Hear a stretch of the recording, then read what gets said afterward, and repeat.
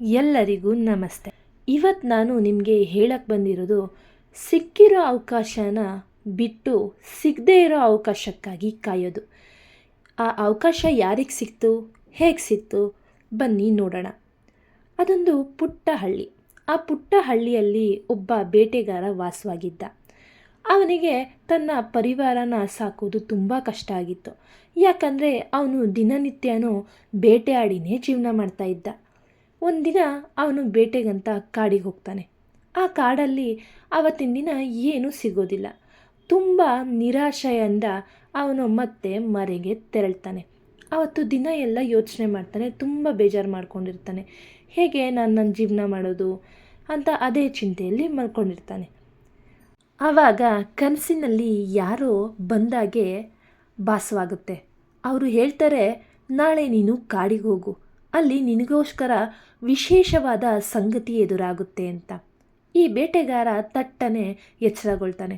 ಅಷ್ಟೊತ್ತಿಗೆ ಬೆಳಕಾಗೋಗಿರುತ್ತೆ. ದಿನನಿತ್ಯ ತಯಾರಾಗುವಂತೆ ಅವತ್ತು ಕೂಡ ತಯಾರಾಗಿ ಬೇಟೆಗೆ ಸಿದ್ಧವಾಗ್ತಾರೆ. ಅವತ್ತೇನು ಮಾಡ್ದ ಅಂದರೆ ಬೇಟೆಗಾರ ಯಾವಾಗಲೂ ಹೋಗ್ತಿದ್ದ ಕಾಡಿಗೆ ಹೋಗಲ್ಲ. ನೋಡೋಣ ಇವತ್ತು ಬೇರೆ ಕಾಡಲ್ಲಿ ಹೋಗಿ ನೋಡೋಣ ಅಂತ ಹೇಳಿ ಯೋಚನೆ ಮಾಡ್ತಾನೆ. ಅದೊಂದು ಸುಂದರವಾದ ಕಾಡು.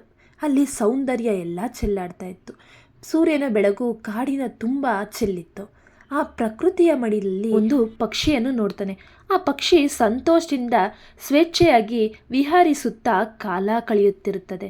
ಸುಮಧುರ ಧ್ವನಿಯಲ್ಲಿ ಹಾಡುತ್ತಿತ್ತು ಮತ್ತು ಸುಖವಾಗಿತ್ತು. ಅದು ಬೇರೆ ಇತರ ಪಕ್ಷಿಗಳ ಹಾಗಲ್ಲ. ಅದಕ್ಕೊಂದು ವಿಚಿತ್ರ ಗುಣವಿತ್ತು. ದಿನವೂ ತನ್ನ ಬಾಯಿಯಿಂದ ಗೊತ್ತಾದ ವೇಳೆಯಲ್ಲಿ ಚಿನ್ನದ ಚೂರುಗಳನ್ನು ಉದುರಿಸುತ್ತಿತ್ತು. ಒಂದು ದಿನ ಆ ಗುಡ್ಡಗಾಡಿನ ದಾರಿಯಲ್ಲಿ ಬೇಟೆಗಾರ ಪಕ್ಷಿಯನ್ನು ನೋಡ್ತಾನೆ. ಅವನ ಅದೃಷ್ಟಕ್ಕೆ ಅದೇ ವೇಳೆಯಲ್ಲಿ ಅದರ ಬಾಯಿಂದ ಚಿನ್ನದ ಚೂರುಗಳು ಉದುರುತ್ತಿದ್ದವು. ಅವನಿಗಾದ ಸಂತೋಷ ಅಷ್ಟಿಷ್ಟಲ್ಲ. ಅವನು ಯೋಚನೆ ಮಾಡ್ತಾನೆ, ಈ ಪಕ್ಷಿಯನ್ನು ಹೇಗಾದರೂ ಹಿಡಿಯಬೇಕು ಎಂದು ಅವನ ಮನಸ್ಸು ಕುಣಿದಾಡಿತು. ನೆಲದ ಮೇಲೆ ಅಕ್ಕಿ ಕಾಳನ್ನು ಚೆಲ್ಲಲು ಪ್ರಾರಂಭಿಸಿದ. ಅಕ್ಕಿಯ ಆಸೆಗಾಗಿ ಪಕ್ಷಿ ಹಾರುತ್ತಾ ಹಾರುತ್ತಾ ಬಂತು. ಕಾಳುಗಳನ್ನು ಕುಟುಕತೊಡಗಿತು. ಇದೇ ಸಮಯವೆಂದು ಬೇಟೆಗಾರ ಬಲೆ ಬೀಸಿದ. ಪಕ್ಷಿ ಬಲೆಯಲ್ಲಿ ಸಿಕ್ಕಿಬಿತ್ತು. ಅದನ್ನು ಮನೆಗೆ ಎತ್ತಿಕೊಂಡು ಬಂದ. ಮುದ್ದಾಗಿ ಸಾಕತೊಡಗಿದ. ಎಂದಿನಂತೆ ದಿನವೂ ಅದು ಗೊತ್ತಾದ ವೇಳೆಯಲ್ಲಿ ತನ್ನ ಬಾಯಿಂದ ಚಿನ್ನದ ಚೂರುಗಳನ್ನು ಉದುರಿಸುತ್ತಿತ್ತು. ಆ ಬೇಟೆಗಾರ ಕೆಲವೇ ದಿನಗಳಲ್ಲಿ ದೊಡ್ಡ ಹಣವಂತನಾದ. ಈಗ ಅವನ ಮನಸ್ಸಿನಲ್ಲಿ ಚಿಂತೆ ಕಾಡತೊಡಗಿತು. ನಾನೊಬ್ಬ ಕಡು ಬಡವ, ಈಗೇನೋ ಹಣವಂತನಾಗಿದ್ದೇನೆ. ಯಾರಾದರೂ ರಾಜನಿಗೆ ನಾನು ಹಣವಂತನಾಗಿರೋದು ವಿಷಯ ತಿಳಿಸಿದರೆ ಈ ಪಕ್ಷಿಯನ್ನು ವಿಷಯ ಅವನಿಗೆ ಗೊತ್ತೇ ಆಗುವುದು. ಅಂತಹ ಅಪೂರ್ವ ಪಕ್ಷಿ ರಾಜನ ಬಳಿ ಇರಲು ಮಾತ್ರ ಯೋಗ್ಯ ಅಂತ ಬೇಟೆಗಾರ ಚಿಂತೆ ಮಾಡ್ತಾನೆ. ಆವಾಗ ಬೇಟೆಗಾರ ರಾಜನನ್ನೇನಾದರೂ ನೀನೇಕೆ ಇಟ್ಕೊಂಡೆ ಅಂತ ಪ್ರಶ್ನೆ ಮಾಡಿಬಿಟ್ರೆ ಅಥವಾ ಕೋಪಗೊಂಡ್ರೆ ನಾನು ಏನು ಮಾಡೋದು ಅಂತ ತುಂಬ ಯೋಚನೆ ಮಾಡ್ತಾನೆ. ಆವಾಗ ಕೂಡಲೇ ಅದನ್ನು ರಾಜನಿಗೆ ಒಪ್ಪಿಸಿಬಿಡಲು ನಿಶ್ಚಯಿಸ್ತಾನೆ. ತನಗೂ ರಾಜ ಏನಾದರೂ ಕೊಡುವನೆಂದು ಮನಸ್ಸಿನಲ್ಲೇ ಇರ್ತಾನೆ. ಬೇಟೆಗಾರ ಮರುದಿನವೇ ಪಕ್ಷಿಯನ್ನು ಎತ್ತಿಕೊಂಡು ರಾಜನ ಅರಮನೆಗೆ ಬರ್ತಾನೆ.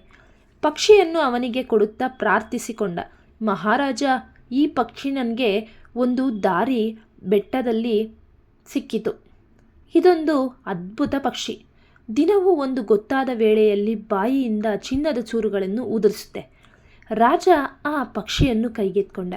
ಅದರ ಮೈ ಮೇಲೆ ಕೈ ಆಡಿಸತೊಡಗಿದ. ಅವನಿಗೂ ಇದು ತುಂಬ ಹಿಡಿಸಿತು. ಬೇಟೆಗಾರನ ಪ್ರಾಮಾಣಿಕತೆಯನ್ನು ಮೆಚ್ಚಿದ. ತುಂಬ ಬೆಳ್ಳಿಯ ನಾಣ್ಯಗಳನ್ನು ಬಹುಮಾನವಾಗಿ ಕೊಟ್ಟು ಕಳುಹಿಸಿದ. ತನ್ನ ಆಳುಗಳಿಗೆ ಕೂಡಲೇ ಚಿನ್ನದ ರತ್ನಖಚಿತ ಪಂಜರವನ್ನು ಪಕ್ಷಿಗಾಗಿ ನಿರ್ಮಿಸಲು ತಿಳಿಸಿದ. ಪಂಜರವು ಸಿದ್ಧವಾಯಿತು. ಪಕ್ಷಿಯು ಪಂಜರದ ಪಕ್ಷಿ ಆಯಿತು. ರಾಜನ ಪ್ರಧಾನಿ ಅಲ್ಲಿಗೆ ಬಂದ. ಸುಂದರವಾದ ಚಿನ್ನದ ಪಂಜರದಲ್ಲಿದ್ದ ಪಕ್ಷಿಯನ್ನು ನೋಡಿದ. ವಿಷಯವನ್ನೆಲ್ಲ ತಿಳಿದ. ರಾಜನಿಗೆ ಹೇಳಿದ, ಮಹಾಪ್ರಭು, ಆ ದಡ್ಡನಾದ ಬೇಟೆಗಾರನು ಮಾತಿಗೆ ಮರುಳಾಗಿ ಈ ಪಕ್ಷಿಯನ್ನೇಕೆ ಪಡೆದಿರಿ? ಹಣದ ಚೀಲವನ್ನೇಕೆ ಅವನಿಗೆ ಕೊಟ್ಟಿರಿ? ಇದೆಲ್ಲ ಸುಳ್ಳು. ಯಾವುದಾದರೂ ಪಕ್ಷಿ ಎಲ್ಲಾದರೂ ಚಿನ್ನದ ಚೂರುಗಳನ್ನು ಉದುರಿಸುವುದು ನೀವು ಕೇಳಿದ್ದೀರಾ? ಮೊದಲು ಅದನ್ನು ಹಾರಲು ಬಿಟ್ಟು ಬಿಡಿ ಎಂದ. ಪ್ರಧಾನಿಯ ಮಾತನ್ನು ಅಲ್ಲಗಳೆಯಲು ರಾಜನಿಗೆ ಮನಸ್ಸಾಗಲಿಲ್ಲ. ನಿಜಕ್ಕೂ ತಾನು ಮೋಸ ಹೋಗಿರುವನೆಂದು ತಿಳಿದನು. ತಾನೇ ಪಂಜರದ ಬಾಗಿಲನ್ನು ತೆರೆದ. ಪಕ್ಷಿ ಪುರ್ರನೆ ಹಾರಿ ಹೋಯಿತು. ಅರಮನೆಯ ಚಾವಣಿಯ ಮೇಲೆ ಕುಳಿತುಕೊಂಡು ಅಲ್ಲಿದ್ದವರೆಲ್ಲ ಕೇಳುವಂತೆ ಗಟ್ಟಿಯಾಗಿ ಹೇಳಿತು, ಇಲ್ಲಿ ನಾನು 4 ದಡ್ಡರನ್ನು ನೋಡಿದೆ. ಮೊದಲನೆಯ ದಡ್ಡ ನಾನೇ. ಆದ್ದರಿಂದಲೇ ಬೇಟೆಗಾರನು ಚೆಲ್ಲಿದ ಅಕ್ಕಿ ಕಾಳಿಗೆ ಆಸೆ ಬಿದ್ದು ತಿಳಿದು ಬಲೆಯಲ್ಲಿ ಸಿಕ್ಕಿಬಿದ್ದೆ. ಎರಡನೆಯ ದಡ್ಡ ಆ ಬೇಟೆಗಾರ. ನನ್ನ ಅದ್ಭುತ ಗುಣವನ್ನು ತುಂಬ ದಿನ ಕಣ್ಣಾರೆ ಕಂಡಿದ್ದರೂ ಭಯದಿಂದ ರಾಜನಿಗೆ ನನ್ನನ್ನು ಕೊಟ್ಟುಬಿಟ್ಟ. ಮೂರನೆಯ ದಡ್ಡ ರಾಜ. ಏಕೆಂದರೆ ನನ್ನನ್ನು ಕೊಂಡುಕೊಂಡರೂ ಬುದ್ಧಿಹೀನತೆ ಬಿಟ್ಟುಬಿಟ್ಟ.